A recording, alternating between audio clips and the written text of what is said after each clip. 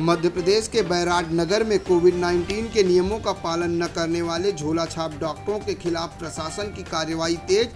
प्रशासन द्वारा बैराड में मरीजों का इलाज कर रहे झोला छाप डॉक्टरों पर कार्रवाई करते हुए उनका कोविड-19 टेस्ट कराया गया, जिसमें 6 डॉक्टर पाए गए कोरोना पॉजिटिव।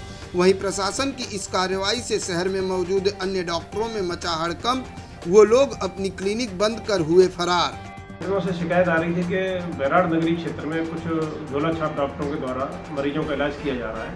न तो कोरोना प्रोटोकॉल का पालन किया जा रहा है, न ही मरीजों का कोरोना का जांच कराने के लिए प्रेरित किया जा रहा है। इन डॉक्टरों के द्वारा बिना कोरोना गाइडलाइन का पालन किए हुए इलाज किया जा रहा था। तो इस संबंध में मेरे द्वारा एक दल गठित किया गया तहसीलदार बैराड के नेतृत्व में। उसमें डॉक्टरों की टीम भी थी। उन्होंने उनके क्लिनिक पर जाकर के ही उनका RAT टेस्ट किया था। उस टेस्ट में 6 डॉक्टर और एक पैथोलॉजी संचालक पॉजिटिव आया है। इनके सभी के क्लिनिक और पैथोलॉजी को सील्ड कर दिया है और इनके विरुद्ध FIR की कार्रवाई की जाएगी।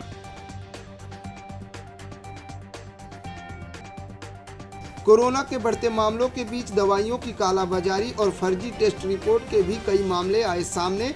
ऐसे मामलों पर लगाम लगाने के लिए प्रशासन ने पूरी तरह से कसी कमर।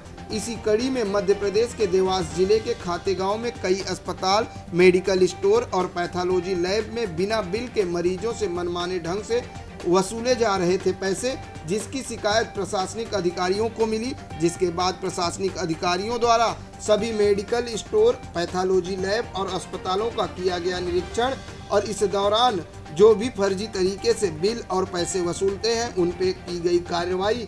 वहीं प्रशासन द्वारा की जा रही कार्रवाई को देखते हुए कई मेडिकल संचालकों ने अपने शटर गिराकर 9-2-11 हो गए।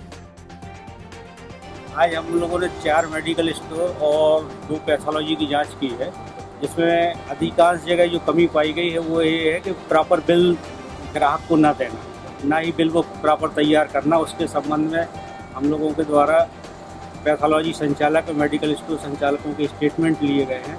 साथ ही उनके जो भी रजिस्ट्रेशन है उनकी कॉपी ली गई है और उन्हें आगे के लिए समझाइश दी गई कि प्रॉपर जो भी ग्राहक आपसे मेडिसिन लेता है उसका प्रॉपर बिल दिया जाए उसको, और उसको बिल को खूब प्रॉपर संचालित किया जाए। हम लोग अभी जहाँ गए थे वो तो मेडिकल स्टोर खुले हुए थे। इसके बावजूद यदि आज अगर शटर गिर गए हैं तो आगे भी कार्रवाई चलती रहेगी। आगे उन पर जाँच की जाएगी, उनकी भी कार्रवाई की जाएगी।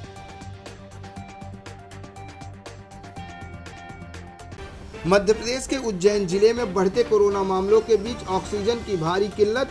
ऐसे में बाणनगर के प्रभारी मंत्री मोहन यादव और सांसद अनिल फिरोजिया ने किया आत्मनिर्भर कोविड सेंटर का निरीक्षण। साथ ही इस मौके पर उन्होंने अस्पताल में ऑक्सीजन की किल्लत से निजात दिलाने के लिए 50 ऑक्सीजन सिलेंडर किया डोनेट।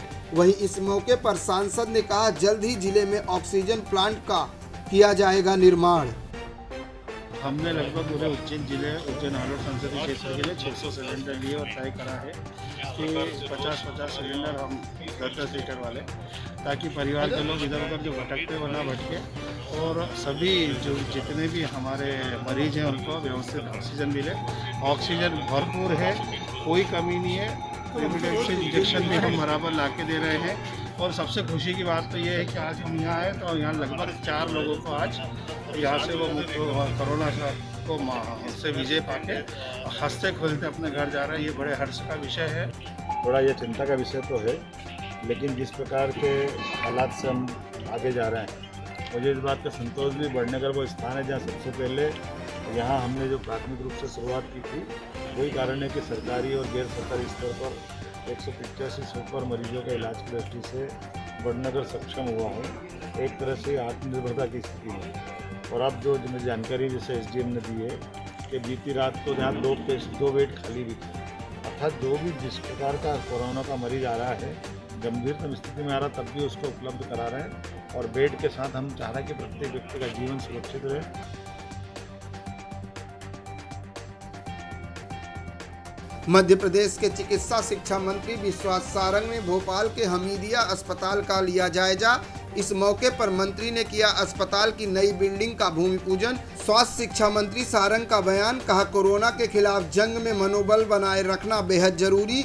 मरीजों और अस्पताल स्टाफ का मनोबल बढ़ाने के उपायों पर कर रहे हैं विचार। मंत्री ने वीडियो कॉल के जरिए मरीजों से की बात।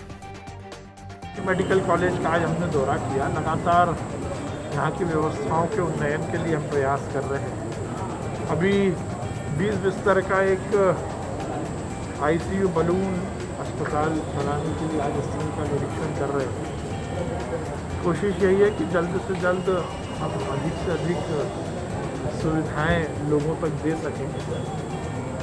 सुखद खबर यही है कि पॉजिटिविटी रेट कुछ कम हुआ है। हमारे यहाँ की व्यवस्थाएं भी हमने चुस्त दुरुस्त की हैं। किसी मेडिकल कॉलेज में 300 बिस्तर ICU के चलाना भी अपने आप में एक बड़ा संकल्प था और हमारे डॉक्टर्स की मेहनत से सुचारू रूप से ICU 300 बिस्तर का हम चला रहे हैं। टोटल मिला के लगभग 650 बिस्तर हम हमीदी अस्पताल में चला रहे हैं और व्यवस्थाएं चुस्त दुरुस्त हों उसके लिए मैं आया हूँ। और ख़ासकर अभी आज एक निर्णय लिया है कि जो पेशेंट बहुत सिक हैं उनको भोजन कराने के लिए भी हम कुछ स्टाफ अपॉइंट करें जिससे उनको भोजन समय से ठीक से मिल सके। उसके साथ ही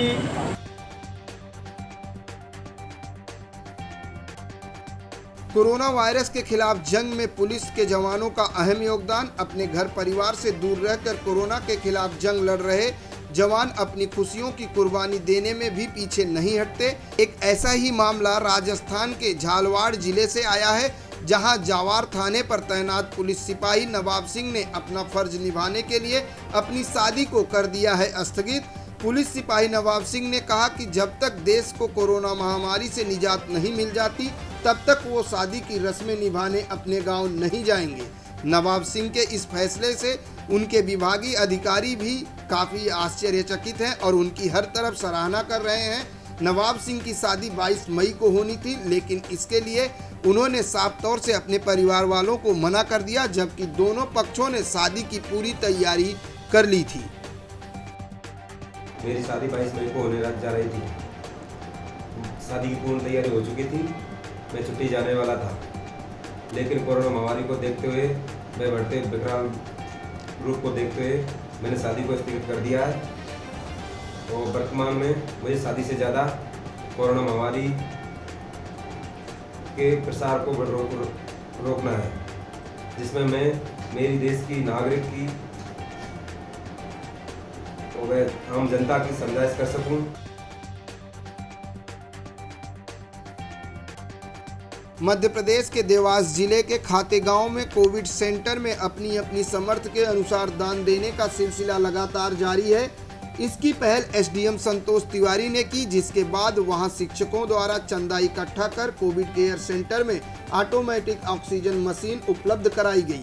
वहीं नर्मदा क्षेत्रीय जाट समाज द्वारा oxygen machine, oxygen cylinder corona मरीजों के लिए दान किया गया। साथ ही SDM संतोष तिवारी ने सभी दानदाताओं से अपील की है कि वो अपनी अपनी समर्थ के अनुसार कोविड सेंटर एवं मरीजों के लिए सामग्री उपलब्ध कराने में सहयोग करें, ताकि जिले को कोरोना मुक्त बनाया जा सके। एक्चुअल में क्या हमारे मन में आया कि जब सब कर रहे हैं इसी महामारी देश के प्रति, तो शिक्षक हमेशा सहयोग करता है। तो स्व प्रेरणा से हमारे सभी शिक्षक साथियों की मेहनत रंग लाई। हमने 24 घंटे में 2 लाख रुपए एकत्रित करके 2 मशीन डोनेट करने का विचार किया। ये दोनों मशीन, एक मशीन एक साथ 2 व्यक्तियों को ऑक्सीजन सप्लाई करेगी। ऑटोमेटिक सप्लाई है बनाती मशीन, तो एक साथ 4 व्यक्ति उसका लाभ ले सकते हैं। तो क्यों ना हम भी इस जन सहभागीदारी में सहयोग करें एवं उखड़ती हुई सांसों को बचाने का प्रयास हमारे सभी शिक्षक साथियों के द्वारा किया गया। लगातार प्रयास से, शिक्षक संगठनों के लगातार प्रयास से सरकार के ऊपर प्रेशर था और अंततः आज उन्होंने आर्डर जारी करके शिक्षकों को, जिन लोगों की ड्यूटी कोरोना वॉरियर्स के रूप में लगी है, कहीं चौक पे लगी है, कहीं बाजार में लगी है या मंडियों में लगी है, उन शिक्षक साथियों को कोरोना वॉरियर्स का दर्जा दिया, जिससे हम लोग काफ़ी राहत महसूस कर रहे हैं और काफ़ी प्रसन्नता का माहौल है।